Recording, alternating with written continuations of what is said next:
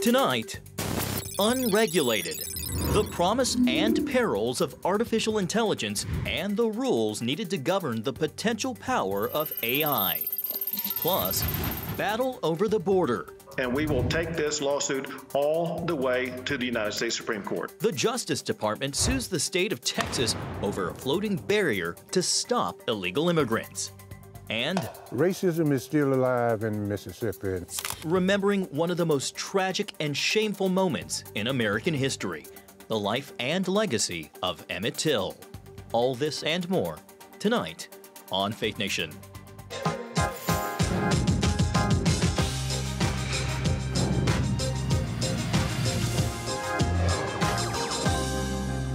The benefits and risks of artificial intelligence and the race to establish rules governing this emerging technology.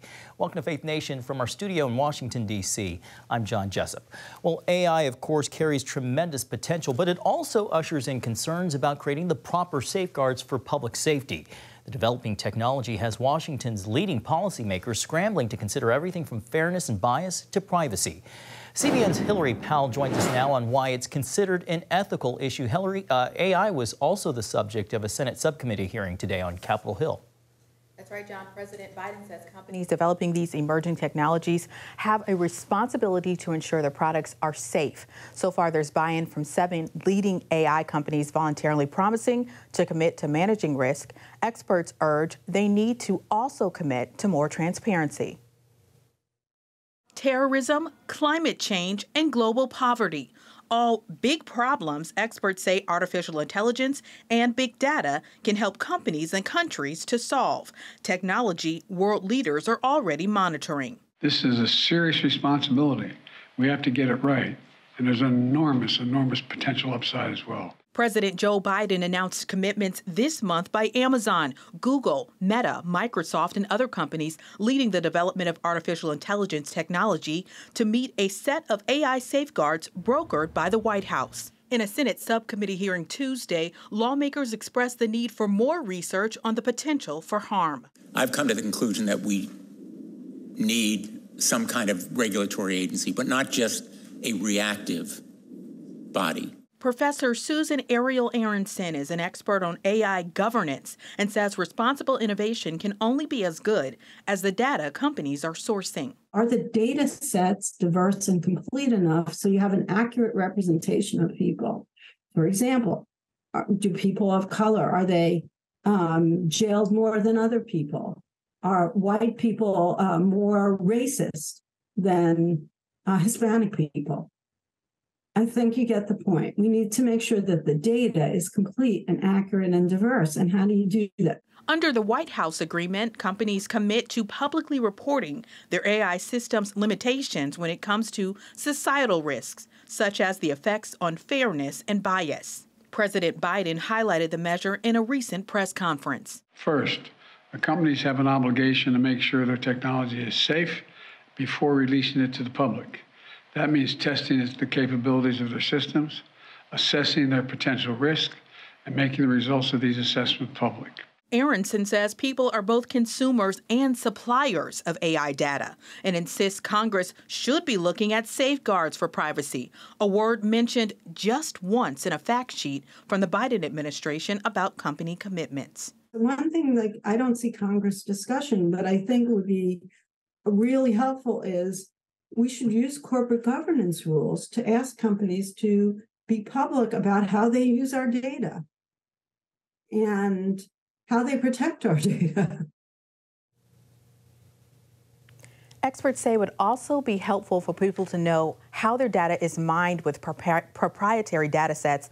The Biden-Harris administration is currently developing an executive order and will pursue bipartisan legislation to further what they call responsible innovation. All right, Hillary Powell reporting. Thank you so much, Hillary. Well, joining us now is California Congressman Ro Khanna, who represents the 17th District in the heart of Silicon Valley. Welcome to you, Congressman Khanna. So California leads the way in AI tech regulations. Congressman, could it also serve as a national model when it comes to formulating rules for AI tech, similar to how privacy advocates point to the Golden State's data privacy protection law as a federal model?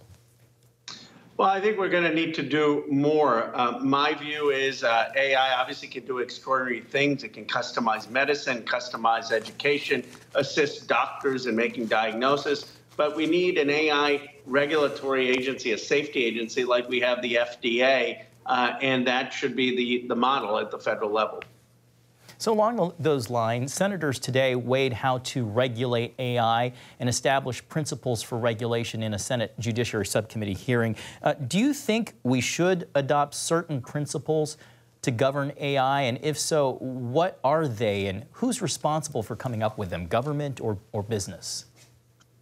Well, I do think we need some obvious principles. For example, you should know whether you're talking to a human or a machine. We should make sure that humans have the final judgment and decision-making on critical issues. We should make sure that these systems are safe. And while I appreciate the voluntary standards the companies have, there's no agency that's going to enforce that or report that. We need to create that. I guess I've called for a commission appointing technologists, business leaders, civil society, faith leaders, ethicists that help come up with these recommendations so that everyone has a place at the table. You mentioned faith leaders. I want to bring up this point here. Not too long ago at a Hudson Institute event, a three-star Air Force general said Judeo-Christian roots in the United States will ensure American military AI is used ethically. I'm curious, what are your thoughts about that idea? Well, I obviously have a lot of respect for Christian ethics, but I don't think we want to leave it up just to our culture. We want to make sure that the Pentagon has actual guidelines, which they do, and that they're enforceable. The biggest thing is that before someone shoots down a plane or authorizes a strike based on AI-generated data and targets, I want to make sure that a human general is authorizing it. I have confidence in our military to value human life. I don't have the confidence just in an AI-generated robot to be making those decisions. So how likely is it that you can envision a military scenario where U.S. systems are operating according to certain ethical guidelines, but let's say a Chinese AI system is not operating on those same guidelines? Well, this is why we need to have defensive AI as well, so that we can help dismantle any kind of Chinese offensive weapon. But I believe the United States military is so strong and better than the Chinese because we have standards. And it's not just ensuring ethics, it's also ensuring quality. I believe the US AI will work much better in actually identifying what the targets are than a Chinese AI if it doesn't have those regulatory standards. And that's why it's important for us to do that at the Pentagon, but also more generally in society. All right, Congressman Ro Khanna, representing California's 17th District. We thank you so much for taking time out of your busy schedule tonight. Thanks so much, Congressman. Thank you. Always a pleasure. Well, a legal battle is brewing at the southern border. The state of Texas responding to a lawsuit brought on by the Department of Justice over a floating barrier in the Rio Grande River. The buoys there designed to keep illegal immigrants from crossing into the United States. Lone Star State Governor Greg Abbott says Texas is ready to fight and willing to take the challenge all the way to the Supreme Court. CBN White House correspondent Abigail Robertson joins us now with more. Abigail. Well, John, the DOJ claims Texas violated federal law by not getting the required federal authorization to install the barriers in question, making the case their placement violates the Constitution. This is the floating barrier at the center of the lawsuit, the Department of Justice versus the state of Texas. 1,000 feet of buoys and razor wire placed in the Rio Grande River by the Lone Star State to deter migrants from coming into the U.S. These devices have turned away and repelled tens of thousands, maybe hundreds of thousands of people who try to enter into the United States illegally. Abbott argues the DOJ's lawsuit is based on an obscure statute. It's not grounded in law whatsoever.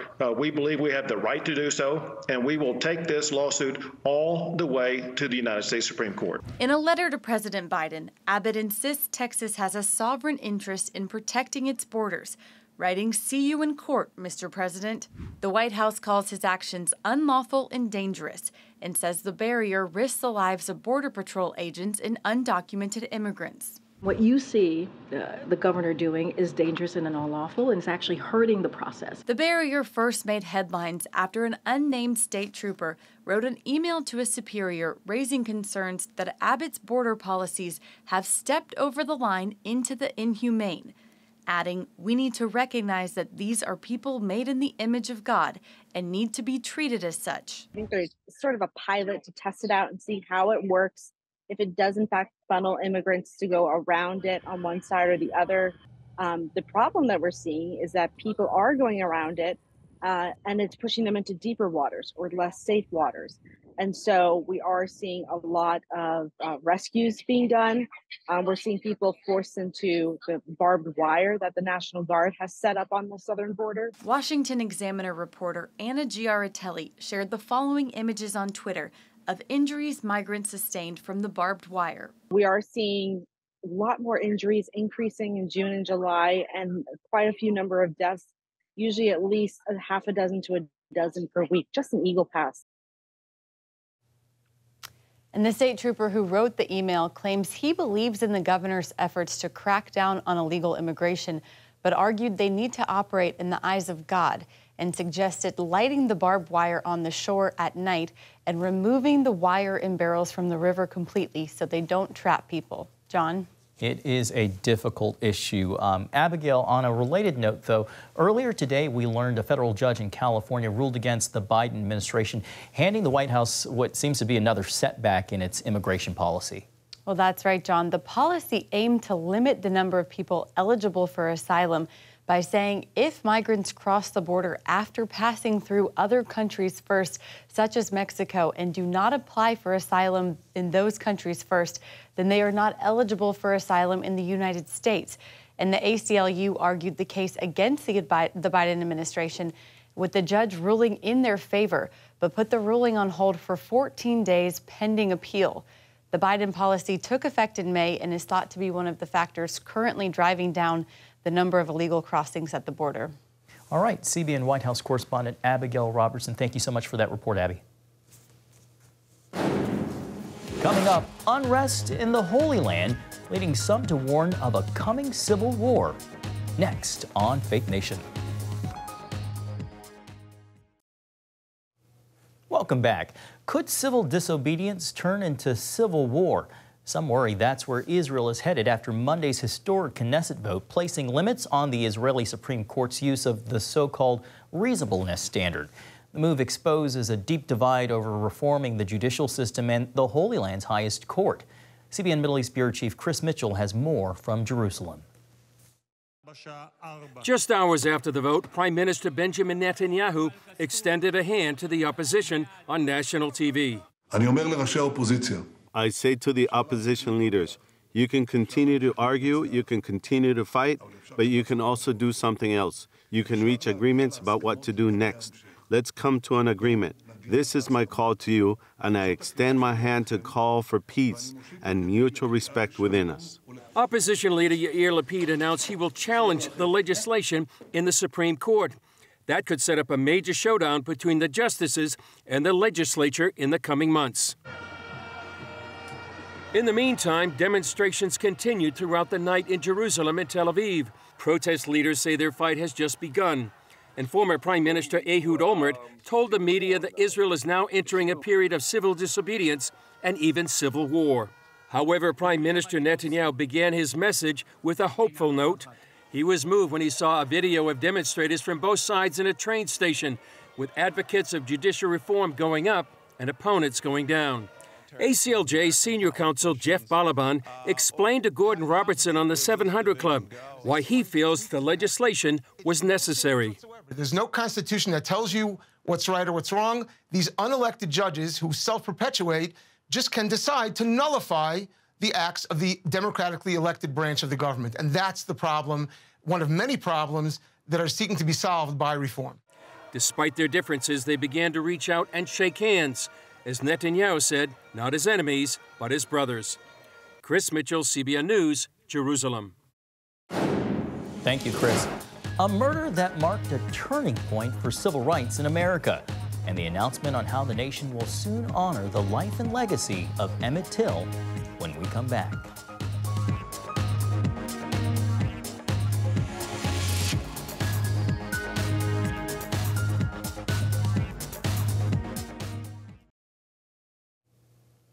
Welcome back. The United States is getting a new national monument honoring the memory of Emmett Till. Till is the 14-year-old whose brutal lynching is among America's most tragic and shameful moments in history. The outpouring of anger and grief following the killing of the black teen in 1955 helped launch the civil rights movement. Today at the White House, President Biden signed a proclamation establishing the Emmett Till and Mamie Till Mobley National Monument, honoring sacrifice of Till and his mother, Mamie, whom the president said found and displayed faith and purpose in pain. Insisting on an open casket for her murdered and, I might add, maimed and mutilated son. 14 years old. 14 years old. She said, let the people see what I've seen. Let the people see what I have seen. My God. The monument will be located at 3 sites across Illinois and Mississippi, cementing Till's story in American history. Well, CBN's Brody Carter recently traveled to the Mississippi Delta town that still bears the deep scars from Till's brutal murder. Here's what he found. Racism is still alive in Mississippi. Standing just feet away from where Emmett Till was lynched, the mayor of Glendora, Mississippi, talks about the young man's final moments. The very first beating that he received was just right there on that pile of rocks, and the blood was washed out of the truck here on these grounds. His clothes burned on these grounds, and came here to dispose of the body. For many who live here, the Mississippi Delta is grief. Its history steeped in racism and generational poverty, where sharecroppers worked the land, making wealth for plantation owners. And even after all this time, Emmett Till's story still haunts the Delta. Glendora's mayor hopes the statue will keep his legacy alive. By making sure that our young folks never forget the heinous act that took place, and to remember not to be afraid to stand up. After being beaten, shot in the head, and tied to a cotton gin fan with barbed wire, 14-year-old Emmett Till's body was discarded here in the Tallahatchie River. Mayor Thomas must wrestle with his family's legacy here, including this, how his father helped tie Till to the cotton gin fan. It's where a local museum commemorating Till stands today. Cotton was king for Mississippi. This Delta we had billboards saying, kept the cotton king of the world. State Senator David Lee Jordan has memories as well, sitting in the Sumner County Courthouse watching the 2 men charged with Till's murder get acquitted. On the stand, they had the mortician from Greenwood, Mississippi, a friend that knew us. So he said there was a ring. He found a ring on his finger, and it had his father's initial in it. And that's why he was able to identify the body. Jordan says his purpose is to make life better for the people in the Delta. He recently led an effort to install a 9-foot, $150,000 bronze statue of Emmett Till. This larger-than-life statue of Emmett Till, dedicated last year, stands boldly over the city of Greenwood, Mississippi, not far from where Till was kidnapped. It also reads that Till's sacrifice in 1955 is what inspired the civil rights movement. A 2022 movie on Till is also helping honor his legacy and keep it alive. The lynching of my son has shown me that what happens to any of us, anywhere in the world, had better be the business of us all. However, some believe the memorialization of Till via movies and statues have ripped off the Band-Aid of wounds that never healed. The danger is that some people would look at the monument going up and say, we did it. We're done. We've addressed this issue. Let's move on. That's part of the work, but it's a deeper work that have to go on in our hearts. And the church have to be a part of that. And I think we should. In the same courthouse where an all-white jury acquitted the 2 men, Reverend Willie Williams preserves Till's memory and says people here are still dealing with his death. We talk a lot about reconciliation, and to me, it's you know, it's a twofold as relate to biblical reconciliation. Williams and his team at the Emmett Till Interpretive Center across from the courthouse say today's national conversation on racism needs to include healing and reconciliation. The church is made of people, and that it's up to people to choose, you know, to bring light to some of the situations that I think sometimes we often try to divorce ourselves from. The solution is to try to uplift humanity and do our part, and not, you know, allow hate and unforgiveness and destroy us from the inside out. Till's lynching is one of more than 4,000 that took place during the Jim Crow era, following the Civil War and into the 20th century. Little is known today about those horrendous crimes. Leaders in the Delta say it's up to the next generation to rise, tackle race relations head on, and pave a new path forward. That's why I say people are more alike than they are different. And now we're at the largest picture of Emmett Till anywhere in the country in Greenwood, Mississippi. I think we're going to eventually get there, but it's going to be too late for a lot of people. Reporting in the Mississippi Delta, Brody Carter, CBN News. Great reporting. Thank you, Brody. Well, a look-alike contest that's one for the books. We'll bring you the tales next on Faith Nation.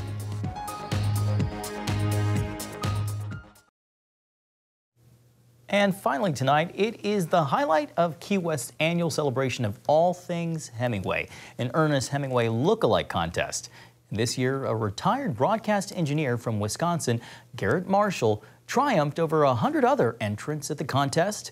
Not only did Marshall take away the prize, his win happened on his 68th birthday, which just happens to fall one day after Hemingway's. This is the best birthday that I have ever had. It is exhilarating to know that Hemingway was here and to walk in his footsteps.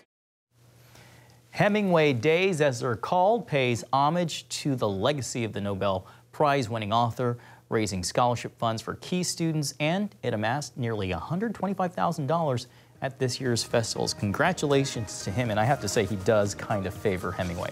Well, thanks so much for watching Faith Nation. We hope to see you right back here tomorrow.